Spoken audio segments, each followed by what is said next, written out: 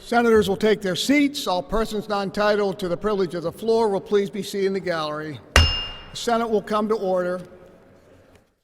Prayer will be offered by the chaplain of the Senate. Today's chaplain is the Honorable Megan Martin, Secretary of the Senate. Please rise. Let us pray. Heavenly Father, we come today to honor you. We ask for your blessings on this session. We ask that your wisdom would guide us as we seek to accomplish our goals today. Thank you for the opportunities you give us to serve you and to serve others. Help us always to remember your central place in our lives. May our actions and our attitudes please you this day and all days. We pray these things in your name. Amen. Please remain standing and join in the Pledge of Allegiance. I pledge allegiance to the flag of the United States of America and to the republic for which it stands, one nation, under God, indivisible, with liberty and justice for all. Please be seated. The chair thanks Secretary Martin. Next order of business is communications. President Pro Tempore. Communications from the President Pro Tempore. Consistent with the recess motion made on April 21st, 2020, the Senate is recalled for a voting session on Tuesday, April 28th, 2020 at 1 p.m. Communications from the Governor. In accordance with the power and authority vested in me as Governor of the Commonwealth, I do hereby recall Referred to the Committee on Rules. Further from the Governor. Please note that the letter dated April 27, 2020, for the recall of the nomination Referred to the Committee on Rules. Communications from the House. The Clerk of the House of Representatives, being introduced, returned bill from the Senate numbered and entitled as follows: Senate Bill 413, with the information that the House of Representatives has passed the same with amendment, in which concurrence in the Senate is requested. Referred to the Committee on Rules. The chair lays before the Senate bills entitled, numbered, and referred as follows, which the clerk will read. Thursday, April 23rd, Senate Bill 1128, referred to transportation. The chair lays before the Senate House bills entitled, numbered, and referred as follows, which the clerk will read.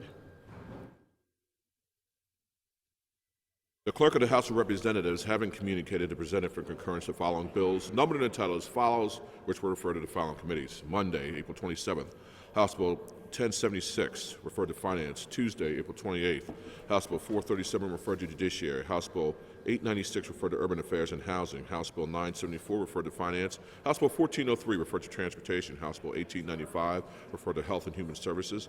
House Bill 2258, referred to Finance, and House Bill 2259, referred to Finance. The next order of business are leaves of absence. The chair recognizes Majority Leader Senator Corman. Thank you, Mr. President. Mr. President, I request a capital leave for Senator Kim Ward. For leaves of absence, the chair recognizes Senator Costa. Thank you, Mr. President. No leaves today. Senator Corman requests capital leave for Senator Kim Ward. Without objection, the leave will be granted. The Journal of April 18th, 2020 is now in print. The clerk will proceed to read the Journal. The Senate convened The chair Wednesday, recognizes March Senator 18th. Corman. Thank you, Mr. President. Mr. President, I move we dispense with further reading of the Journal. The Journal be approved. Senator Corman moves that further reading of the Journal be dispensed with and the Journal be approved. On the motion, the clerk will call the roll.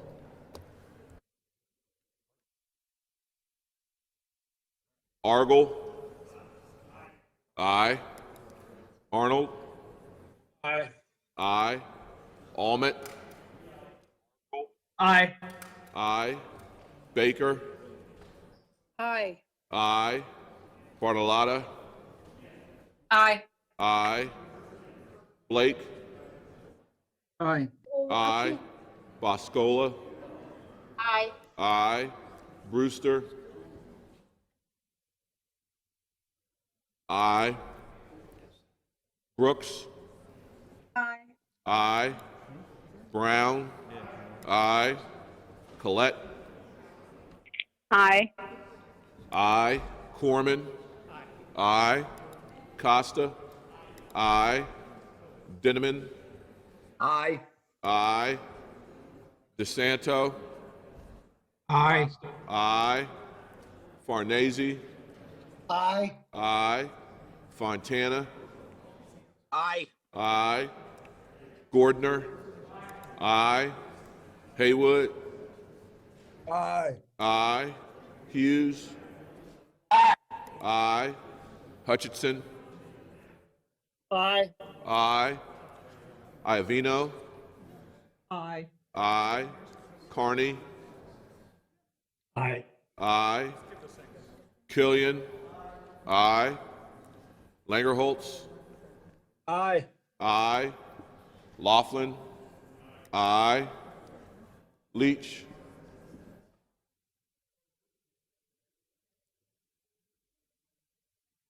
Aye. Martin. Aye. Mastriano. Aye. Mensch. Aye. Muth. Aye. Aye. Phillips-Hill.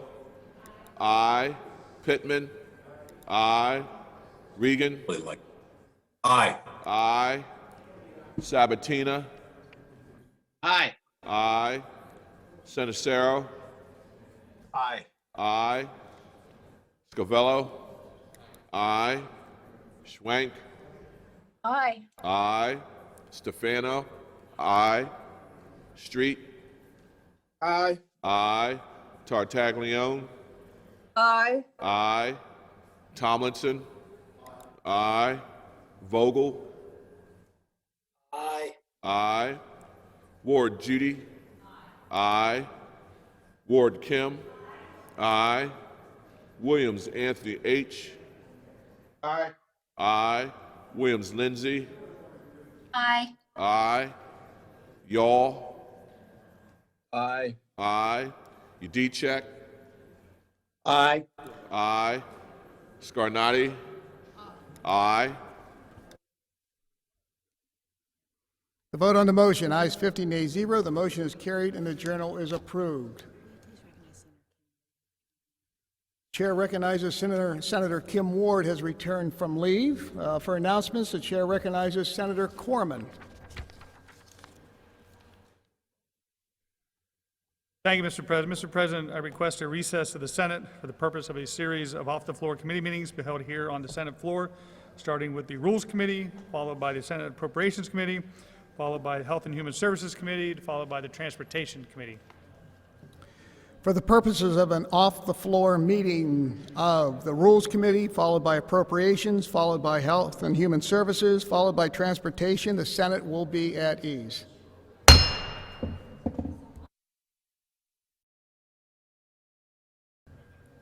Senate will come to order. As a special order of business, the chair recognizes Senator Tony Williams for a brief remark.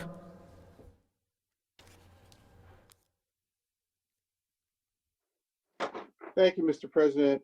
To my colleagues, I want to apologize for my candid comments that I conveyed across all of us during session. It is inappropriate and inexcusable on my behalf. I am truly embarrassed for whatever was heard that was inappropriate. To my friend Senator Hughes, thank you for calling me out. And to the President, who reminded us all of our conduct that's supposed to be portrayed on behalf of the Senate. I truly respect this institution and its values and what it represents for all Pennsylvanians. And so from the bottom of my heart, I hope that you all will accept my apologies and my sincere acknowledgement of an indiscretion that should have never been a part of this body. Thank you, Mr. President. The chair thanks the gentleman. The next order of business is consideration of today's calendar. The first bill on today's calendar is House Bill 64. Senator Corman. Thank you, Mr. President. Mr. President, I request that House Bill 64 and the remaining bills on page 1 of our calendar, as well as House Bill 355 on page 2 of our calendar, go over in order.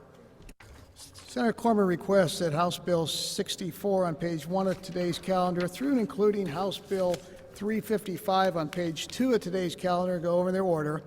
Without objection, the bills will go over in their order. The next bill on today's calendar is House Bill 360. The chair recognizes Senator Haywood for an amendment. President, I submit Amendment A05314 for consideration. Senator Haywood offers the following amendment, moves its immediate adoption. The clerk will read the amendment. Mr. President, may we go to ease for a moment? Senator will be at ease. Thank you.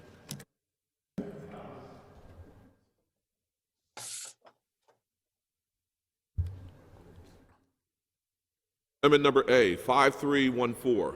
On the amendment, will the Senate agree to the amendment? Agreed to. The bill will go over in its order as amended. The next bill on today's calendar is Senate Bill 368. Senator Corman. Thank you, Mr. President. Mr. President, I request Senate Bill 368 and the remaining bills on page 2 of our calendar, as well as all the bills on page 3 of our calendar and page 4 of our calendar, as well as the first 2 bills down to and including Senate Bill 976 on page 5 of our calendar, go over in their order. Senator Corman requests that beginning with Senate Bill 368 on page 2 of today's calendar, through and including Senate Bill 976 on page 5 of today's calendar, go over in their order. Without objection, the bills will go over in their order. Next bill is Senate Bill 1030. Will the Senate agree to the bill? Agreed to. This bill has been considered on 3 different days in open Senate. It is now before the Senate for final passage. The question is, will the Senate finally pass this bill? On the bill, clerk will call the roll. Argel. Aye. Arnold. Aye. Aye. Almond. Aye. Aye. Baker. Aye. Aye. Bartolotta. Aye. Aye. Blake. Aye. Aye. Boscola. Aye. Aye. Are there any negative votes? Any negative votes? Seeing none, the clerk proceed with a fast roll call. Corner Move Street. The vote on final passage, ayes 50, nays 0. This bill has been passed by the Senate and will be sent to the House of Representatives for its concurrence. Next bill on today's calendar is House Bill 1045. Senator Corman. Thank you, Mr. President. Mr. President, I request House Bill 1045 and House Bill 1050 go over in order. Senator Corman requests that House Bill 1045 and House Bill 1050 go over in their order. Without objection, the bills will go over in their order. Next bill on today's calendar is Senate Bill 1097. Will the Senate agree to the bill? Agreed to. This bill has been considered on 3 days, different days in open Senate. It is now before the Senate for final passage. The question is, will the Senate finally pass this bill? On the bill, the chair recognizes Senator Mastriano. Thank you, Mr. President. And good afternoon. I rise today in support of Senate Bill 1097, which would authorize remote notarization in Pennsylvania. This legislation modernizes the notarial industry in Pennsylvania by permitting audio-visual communications. My legislation makes the notarization process easier and straightforward for everyone. And it's using modern technology just like now that we're conducting this Senate. The legislation provides notaries with an additional tool to authenticate documents, helps people who happen to be on military service or indisposed elsewhere to get the job done. And I can't think of a more timely place or time to do this. Under this bill, the notary retains their function and responsibilities as an impartial witness, while the technology provides another means by which the notary may perform their duties. It's a bipartisan common sense measure whose time has arrived, and I respectfully request an affirmative vote. Thank you. The chair thanks the gentleman. Further on the bill, the chair recognizes Senator Arnold. Thank you, Mr. Chairman. I appreciate that. I just wanted to comment real briefly. First, I wanted to commend Senator Mastriano for the legislation. I think it's an excellent bill. And if you look at the impact that this is going to have, it's really going to be important.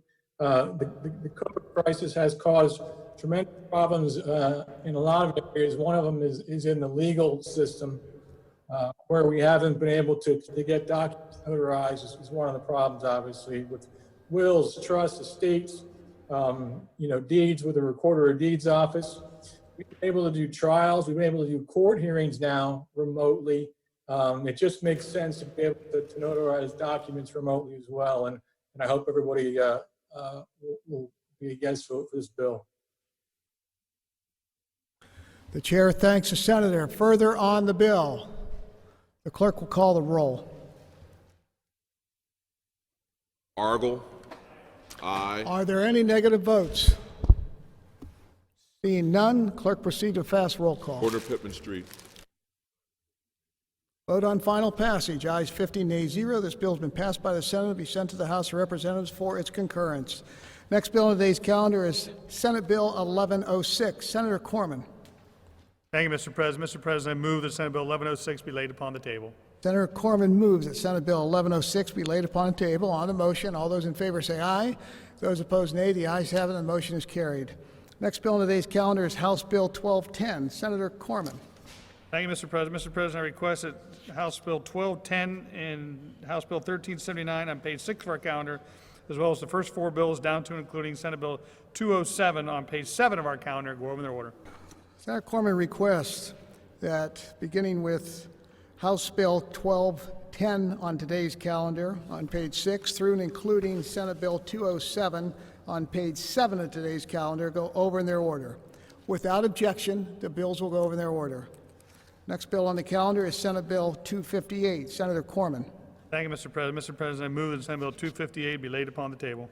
Senator Corman moves that Senate Bill 258 be laid on the table. On the motion, all those in favor say aye. Those opposed, nay. The ayes have it. The motion is carried. Senator Corman. Thank you, Mr. President. Mr. President, I move that Senate Bill 258 be taken from the table and placed upon the active calendar. Senator Corman moves that Senate Bill 258 be taken off the table and placed on the active calendar. On the motion, all those in favor say aye. Those opposed, nay. The ayes have it. The motion is carried. Next bill is Senate Bill 284. Senator Corman. Thank you, Mr. President. Mr. President, I move that Senate Bill 284 be laid upon the table. Senator Corman moves that Senate Bill 284 be laid upon the table. On the motion, all those in favor say aye. Those opposed, nay. The ayes have it. The motion is carried. Senator Corman. Thank you, Mr. President. Mr. President, I move that Senate Bill 284 be taken from the table, placed upon the active calendar. Senator Corman moves that Senate Bill 284 be taken off the table and placed on the active calendar. On the motion, all those in favor say aye. Those opposed, nay. The ayes have it, and the motion is carried. Next bill is House Bill 342. Senator Corman. Thank you, Mr. President. Mr. President, I request that House Bill 342 on page 7 of our calendar, as well as all the bills on page 8 of our calendar, go over in their order. Senator Corman requests that, beginning with House Bill 342 on page 7 of today's calendar, through and including all bills on page 8 of today's calendar, go over in their order. Without objection, the bills will go over in their order. Next bill on the calendar is Senate Bill 995. Will the Senate agree to the bill? Agreed to. Senator Corman. Thank you, Mr. President. Mr. President, I move that Senate Bill 995 be re-referred to the Committee on Appropriations. Senator Corman moves that Senate Bill 995 be re-referred to the Committee on Appropriations. On the motion, all those in favor say aye. Those opposed, nay. The ayes have it, and the motion is carried. Next bill on today's calendar is House Bill 1174. Senator Corman. Thank you, Mr. President. Mr. President, I request that House Bill 1174 go over in its order. Senator Corman requests that House Bill 1174 go over in its order. Without objection, the bill will go over in its order. This completes today's calendar. The Senate will be at ease. Senate will come to order. Reports from committee, from Senator Brown, the Appropriations Committee. Senate bills re-reported as committed. Senate Bill 107, 863, 1110, 276, 915, 1119, 377, 934, 1120, 594, 952, 763, 957. House bills re-reported as committed. House Bill 422 and House Bill 1036.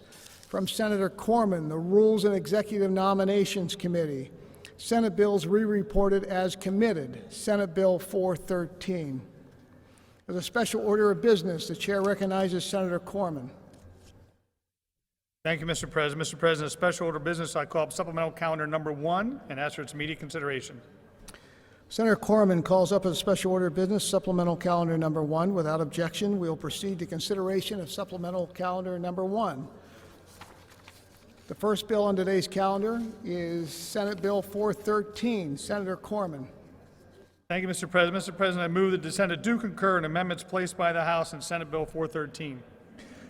Senator Corman moves that the Senate do concur in amendments placed by the House of Representatives and Senate Bill 413. On the motion to concur. clerk will call the roll. Argel. Aye. Arnold.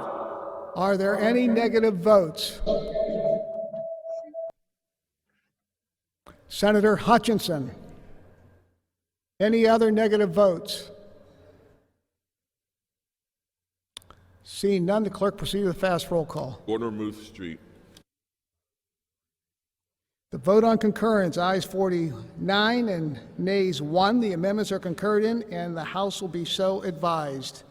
The next bill on today's calendar is Senate Bill 1110. For purposes of offering an amendment, the chair recognizes Senator Kim Ward. Thank you, Mr. President. I rise to offer Amendment A05297 and move for its immediate adoption. Thank you. Senator Ward offers a following amendment and moves its immediate adoption. The clerk will read the amendment.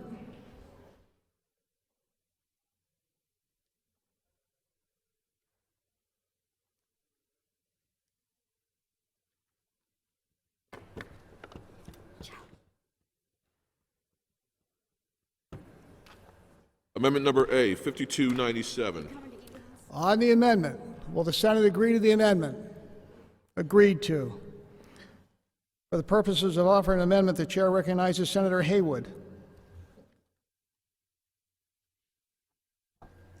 Thank you, Mr. President. I rise to submit Amendment A05309 and move for its adoption. Senator Haywood offers a following amendment and moves its immediate adoption. The clerk will read the amendment.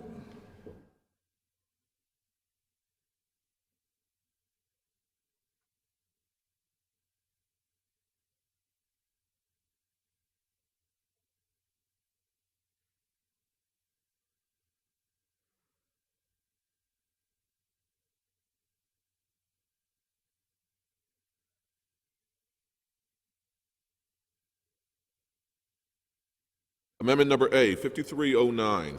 On the amendment, Senator Haywood.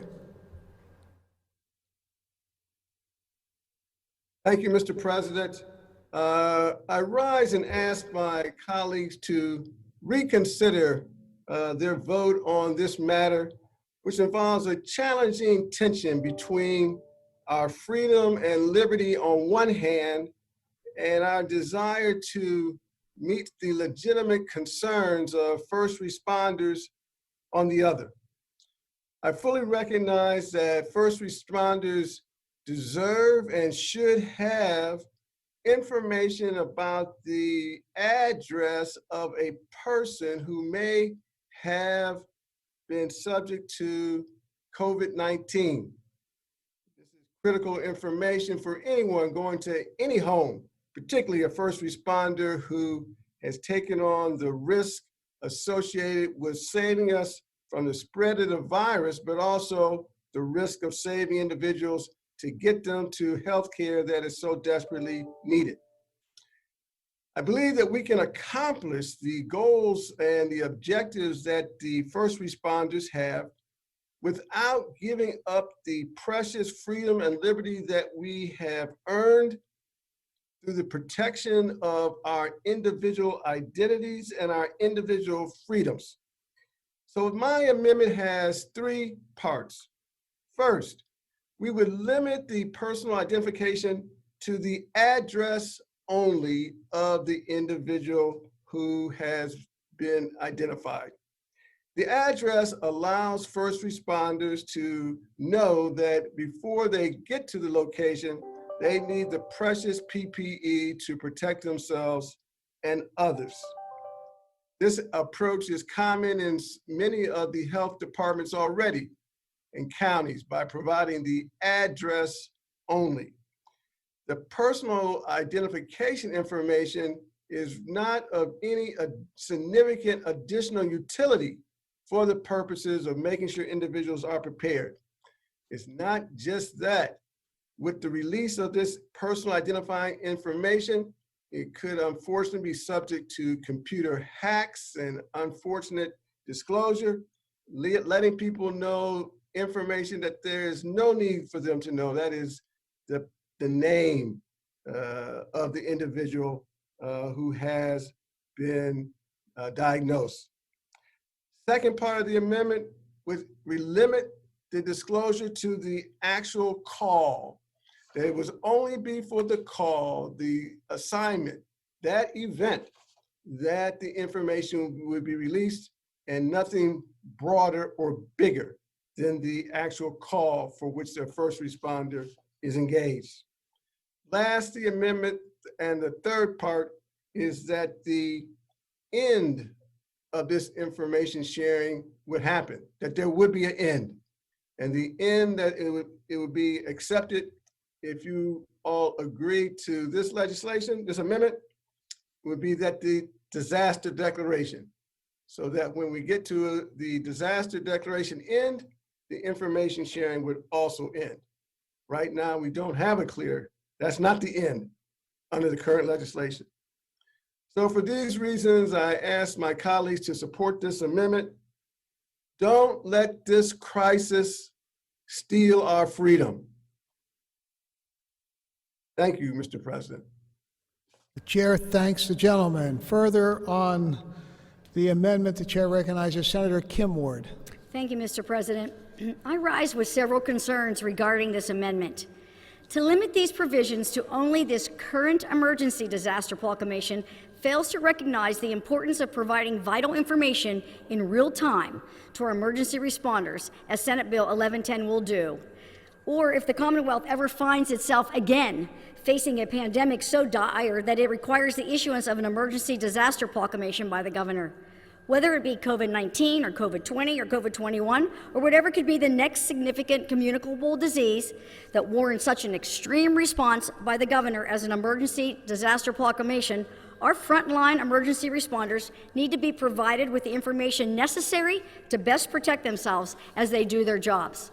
Secondly, providing this information should not end when the emergency disaster proclamation ends.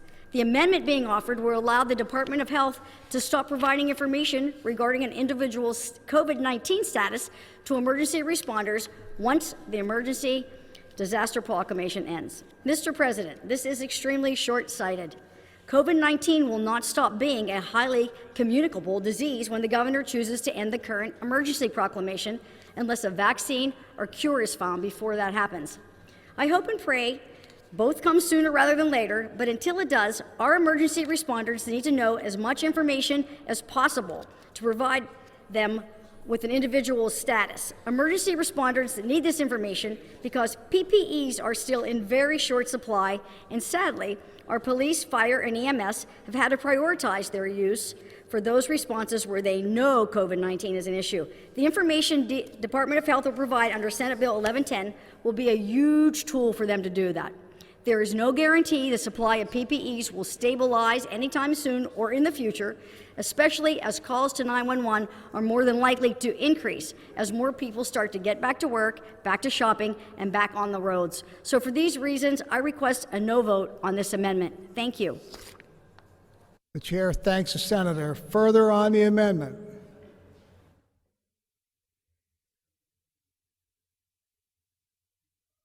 Chair recognizes Senator Anthony Williams.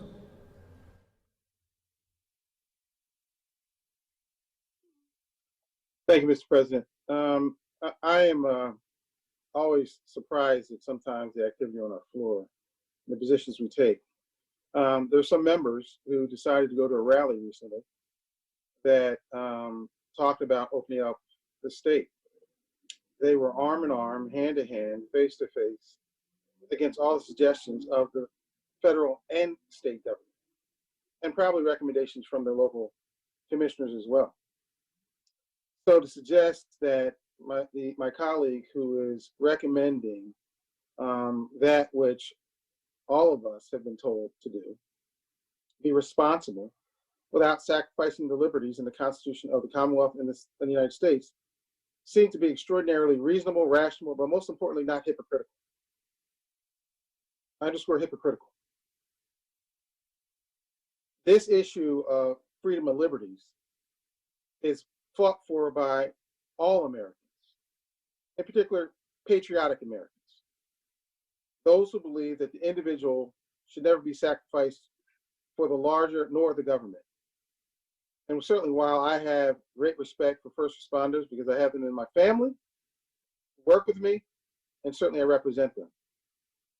But I've talked to them in great length about this. And they are very comfortable with the process, not necessarily with the delivery of PPE, but the process which has been laid out to them about information. And my counties, Philadelphia, Delaware County, are doing that consistently. There are challenges with some of the policies we are making as it relates to providing protective gear so they can go in and do their jobs, but they're not surprised by what they find when they arrive at a destination. So to suggest that the modest protections that Senator Hayward are suggesting in the form of this amendment are contrary to the intent of this country, let alone undercut the ability of this particular bill to be moved forward, is just not accurate. But I would encourage all of us who are part of this process to be at least consistent to the people who are depending upon us to lead them through this epidemic. Not say one thing, but do another. Not say one thing, but do another.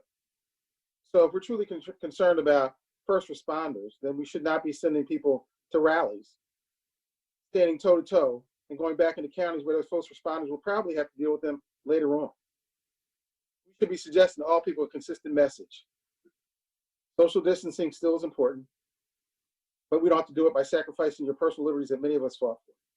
So I stand with my colleague in support of this amendment and would hope that people would think about what they're voting upon before simply just acting.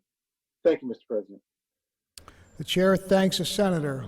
Further on the amendment, the chair recognizes Senator Arnold.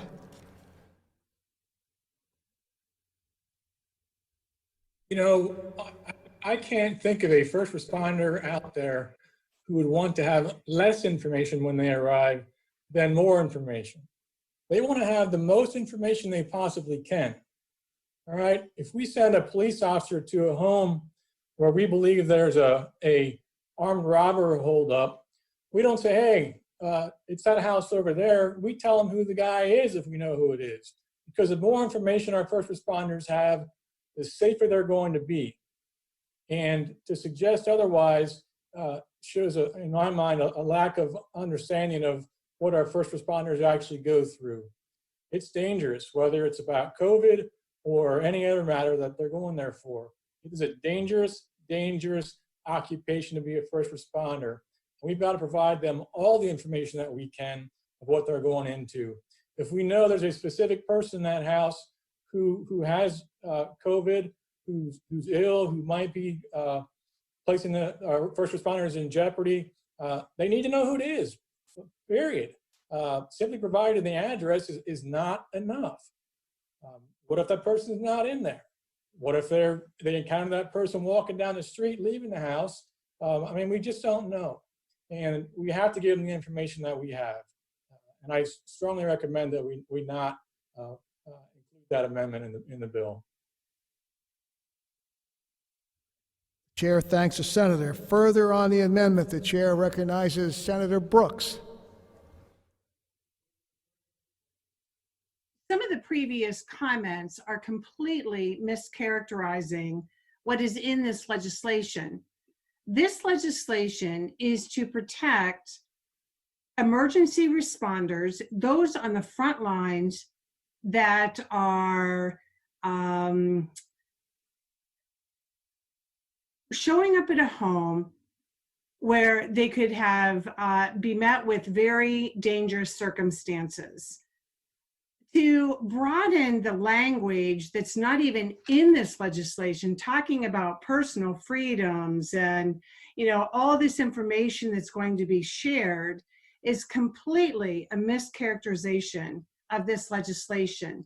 The amendment that we just put in talks about how the language and the information that will be released is in relation to the declaration of emergency. So some of the illnesses that the previous speakers listed, they're not even being referred to in this legislation. So I would just ask some of my colleagues to perhaps maybe reevaluate and take another look at the amendment and the legislation. I asked for a no vote on this amendment. It really candidly has nothing to do with what we're talking about and what we're voting on. Thank you, Mr. President. I do want to add, Mr. President, that we need to protect our emergency responders and those on the front lines. And that's what this legislation is doing, is it's giving them valuable information before they respond to a call. Thank you, Mr. President. Chair thanks the senator. For a second time, without objection, the chair recognizes Senator Tony Williams.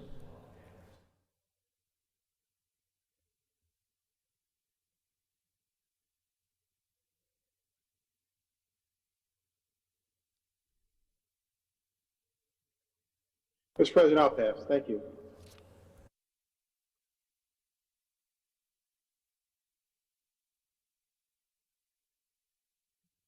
Further on the amendment, the clerk will call the roll.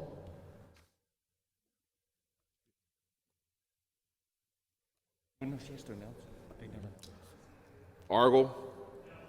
No. Arnold? No. No. Almond? No. No. Baker? No. No. Bartolotta? No. No. Blake? Aye. Aye. Boscola? Aye. Aye. Brewster? Aye. Aye. Brooks? No. No. Brown?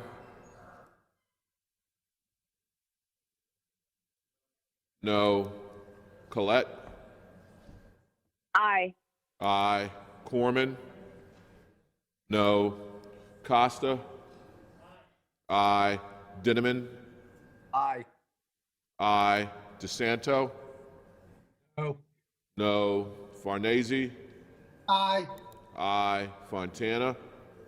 Aye. Aye. Gordner? No. Haywood? Aye. Aye. Hughes? Aye.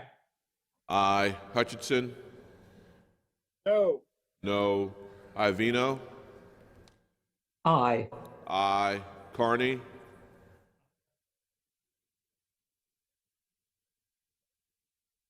Aye. Killian? Aye. Langerholtz? No. No. Laughlin? No. Leach?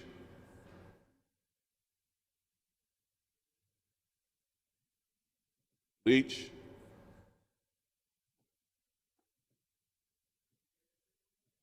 Martin? No. Mastriano? No. Mensch? No. Muth? Yes. Aye. Phillips-Hill? No. Pittman? No. Regan? No. No.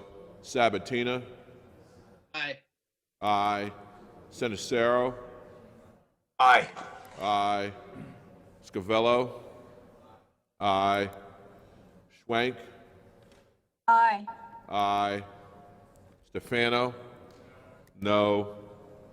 Street? Aye. Aye. Tartaglione? Aye. Aye. Tomlinson? No. Vogel? No. No. Ward Judy? No. Ward Kim? No. Williams Anthony H? Aye. Aye. Williams Lindsay? Aye. Aye. Yaw? No. No. Udicek? No. No. Scarnati? No. Leach? Aye. Killian from aye to no. Scavello from aye to no.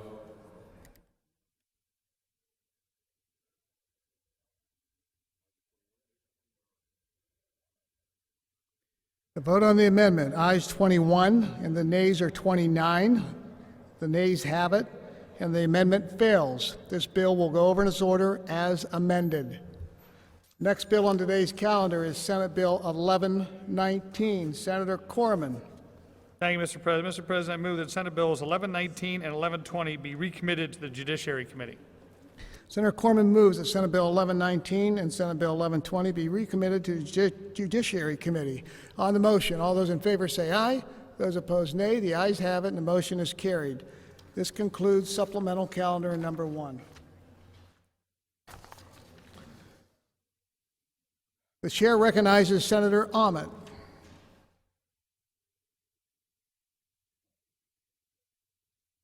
Thank you, Mr. President. I report from the Committee on Rules and Executive Nominations the following nominations, beginning with Rebecca L. Dombrowski as a member of the Pennsylvania Council on Aging on page 1, and including all the nominations on page 1 through page 5, down to and including Stephen A. Latanishan as Magisterial District Judge, Washington County on page 5 from His Excellency the Governor, and I move that the recalls be honored. Senator Ahmet has moved the following nominations be returned to the governor. The clerk will read the nominations. All the nominations, beginning with Rebecca Dombrowski, Pennsylvania Council on Aging, on page 1, and including all the nominations on page 1 through page 5, down and including Stephanie Latanishan, Magisterial District Judge, Washington County, on page 5. On the motion to return these nominations to governor, all those in favor will signify by saying aye. Those opposed, nay. The ayes have it, the nominations will be returned to the governor. Back to reports of committee from Senator Brooks, the Health and Human Services Committee. Senate bills reported as amended. Senate Bill 1123. House bills reported as amended. House Bill 943. From Senator Kim Ward, Transportation Committee. Senate bills reported as committed. Senate Bill 1128. House bills reported as amended. House Bill 632.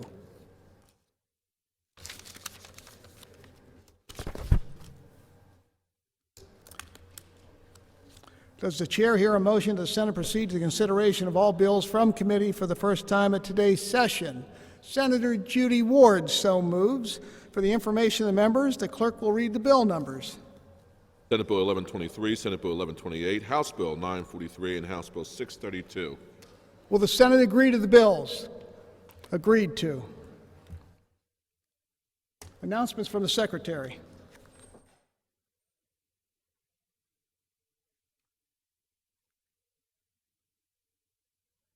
Following Senate standing committees will hold meetings tomorrow, Wednesday, April 29th, 2020. The Finance Committee will meet off the floor to consider House Bill 1076 in the Senate chamber.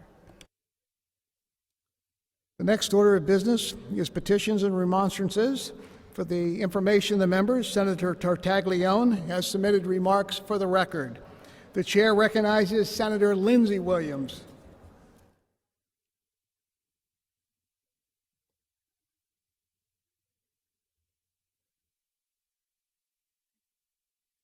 Thank you, Mr. President.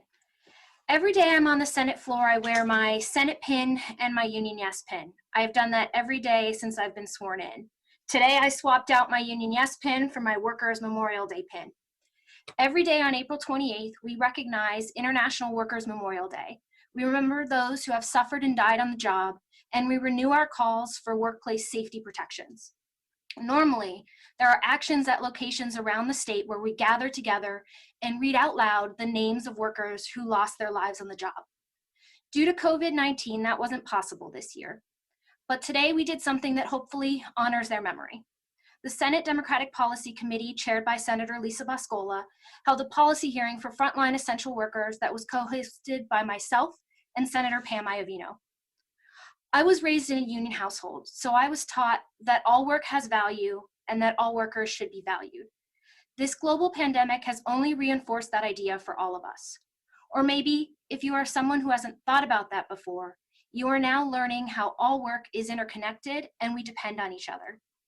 The warehouse worker who packs what you ordered online, the truck driver who drives it in from the port, the letter carrier that delivers it to your door, the sanitation worker that picks up the remains of the box at the curb, the bus driver who safely gets you to the grocery store, the clerk who checks out your groceries, the person at the factory that processes the chicken you bought. All of those workers deserve safe working conditions, a living wage, affordable quality health care, paid time off, and a secure retirement. That was always true. And now, as our workers are getting sick and dying from COVID-19 while doing their jobs, It is more critical than ever that we recognize the value that each and every worker brings to our lives and their contributions to our economy. Today's hearing included a cross-section of essential workers that are on the front lines. The first panel included testimony from medical professionals and first responders. The second panel included testimony from non-medical frontline essential workers. We heard firsthand about what workers are experiencing right now and what support they need from the legislature. It was incredibly moving testimony. I encourage my colleagues who are unable to attend the live hearing to watch the video. I wanted to highlight a few moments that were particularly impactful. Ralph Securo, president of the Pittsburgh Firefighters, said, quote, "As first responders, we understand our profession comes with risk, and we will continue to perform our duties knowing that risk we take. But this virus has raised the level of risk because we are exposed. We are taking that exposure home to our families. This has increased the stress and anxiety levels for first responders and our families."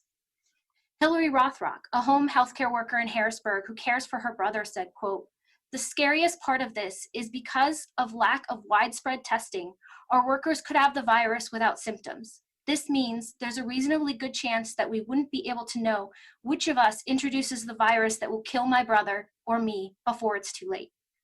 We need priority testing for healthcare workers, widespread testing for the general population, and contract tracing.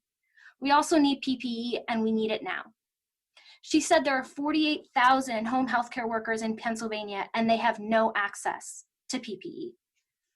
Maureen Casey, a registered nurse at the Hershey Medical Center, said, "The minimum PPE needed for one stable, non-critical COVID-19 patient cared for by one nurse over a 12-hour shift would be 6 N95 respirators, 6 isolation gowns, 6 face shields, and 12 pairs of gloves. That's for one patient. One nurse, one shift. Now start multiplying that. The failed federal response to this pandemic has left every hospital, nursing home, and home healthcare agency grossly ill-equipped and put all our lives and the lives of those we care for at risk."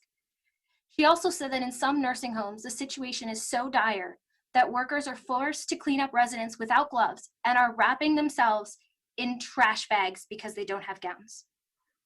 Josh Wiggin, fire chief at Westier Fire Company No. 3, full-time EMT with McCandless Franklin Park Ambulance Authority, and member of the SR6 Commission, spoke in detail about the impact COVID-19 has had on volunteer fire and EMS. He spoke about needing flexibility in state money allocated to aid departments struggling to make up lost revenue from canceled fundraisers and decreased EMS call volumes, and the need for worker compensation coverage and presumption for injury for those who contract COVID-19. Leslie Bond, political representative of United Food and Commercial Workers Union, which represents grocery store employees, said, quote, "Staffing levels were inadequate to accommodate the avalanche of panicked buyers, as well as families who tried to stock up in preparation to be homebound for weeks. Truthfully, grocery store workers without PPE came into contact with more potentially infected human beings than probably any other work group, especially during the first few weeks. Many shoppers were frightened and angry and took out their hostility on workers who were also frightened. There are 5 confirmed COVID-19 deaths and hundreds of positive tests of these UFCW members." She pointed out that unlike those who choose medical and healthcare professions, these people did not sign up for potentially life-threatening work. They lack specific training in protecting themselves from infections, and their work sites were unprepared for the additional sanitation that COVID-19 demands. Gabe Morgan, vice president of SEIU Local 32BJ, said that tens of thousands of cleaners and security workers have no protections at all. They are working without adequate PPE while trying to keep our buildings safe and clean. One extreme example he shared was that at Philadelphia hospital, security workers were asked to take the temperature of people coming into the hospital, but were not allowed to wear face masks because they would be, quote, out of uniform. Ted Lee, president of Branch 84 of the letter carriers, spoke about the challenges with acquiring PPE and that while many people love their letter carriers, he recommended that they try to keep their distance right now. Jeff DePerna, business agent maintenance for Amalgamated Transit Union Local 85 in Pittsburgh, spoke about the ingenuity of their members who are repurposing their sewing shop to make masks for their drivers because they couldn't get any. Steve Mazza, council representative from the Greater Pennsylvania Council of Carpenters, said that like so many other carpenters and building trades members, they want to get back to work. But like everyone else, they only want to do so in a safe working environment. All of the testifiers mentioned struggles with access to PPE and testing for workers. These frontline workers have critical insight, and we must continue to hear directly from first responders, healthcare workers, and other frontline workers as this crisis continues. We could not fit everyone into our 2-hour hearing. For instance, we didn't hear from childcare workers, police officers, sanitation workers, or communications and utility workers who are keeping our phones and internet working so that we can have remote hearings in this very Senate session. But I want all those workers out there to know that we see you and we are fighting for you. On Workers' Memorial Day, we honor all those that have lost their lives on the job. But as labor activist Mother Jones said, we must pray for the dead and fight like hell for the living. Thank you, Mr. President. The chair thanks the senator. Returning to announcements. Communications from the House. The Clerk of the House of Representatives being introduced informed that the House of Representatives has adopted the House Concurrent Regulatory Review Resolution Number 1. Ordered that the clerk present the same to the Senate for its concurrence.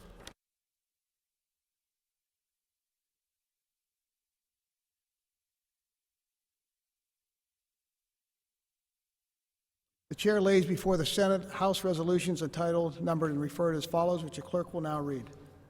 Clerk of the House of Representatives, having communicated and presented for concurrence the following resolutions numbered and entitled as follows, which were referred to the following committees. Tuesday, April 28th, House Current Regulation Review, Resolution 1, referred to Labor and Industry. The chair wishes to announce I have signed in the presence of the Senate, Senate Bill 413. Back to petitions. The chair recognizes Senator Farnese. Thank you, Mr. President. I just want to sort of just touch upon the words of the previous speaker, because I'm looking around on the video here, and I really hope people understood and listened to what the previous speaker said. The conditions that exist in Pennsylvania right now, which are really not that different from around the country, specifically the testimony that was heard today in the Senate Democratic policy hearing. I hope that members in this chamber and that members across chambers actually heard the testimony. Because when you hear, and as the previous speaker referenced, workers using trash bags because they don't have the necessary equipment, tens of thousands of cleaners, security guards being forced to use to take temperatures, and then being disciplined because they're not wearing their masks in uniforms. And then last week, in almost an affront to these workers who don't even have the necessary equipment to do their job, people walk outside on a rally and say that this place is ready to go back to work, that we are ready to be able to be open for business. Oh, we got the damn golf courses open, so, thanks be to God. Listen to what was just said. Go on the website and listen, because whatever hearing people had in this building last week was just irrelevant and, quite frankly, disingenuous to the people that are really out there. This is what we're talking about. This is why we're not ready yet. You're asking people to get on public transportation, yet we don't even have PPE to be able to take care of the people that are in hospitals, that are at the front line. Where are these people going to get the masks and equipment to get on a bus and go to work? Where? That's the problem. And every time we talk about it, and every time people get out there and they show some type of a disrespect for what this virus is and for what this virus has done to the people of Pennsylvania, when you talk like that, you show disrespect. And quite frankly, you show a misunderstanding of what the risks are. I got to be honest with you, that the last speaker just said should be played on a loop for a lot of people in this building and in this chamber because they just don't get it. You don't get it. Trash bags. We should be embarrassed that people are working in these kinds of conditions. You think we're ready to go back? Really? You talk about giving first responders and people as much information as we possibly can and expanding it. Hell, we've got 5 bills right now that would do the same thing and prevent gun violence, to make first responders, men and women in uniform, safer. If that's really what your concern is about, if you're really as concerned about giving these folks as information as you say,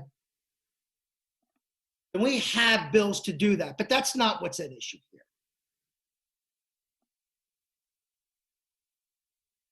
Listening to the previous speaker again just underscores the either lack of understanding or lack of compassion that runs through this building. It's wrong. It's wrong.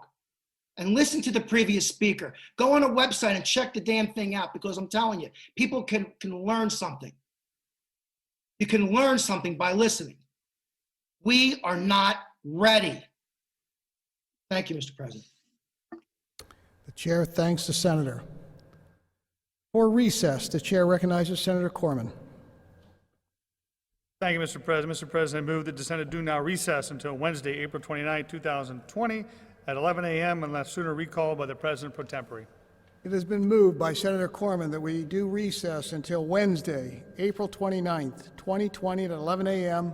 or sooner called by the President pro tempore. On the motion, all those in favor say aye. Those opposed, nay. The ayes have it, and the Senate stands in recess until Wednesday, April 29th, 2020 at 11 a.m. or called sooner by the President pro tempore.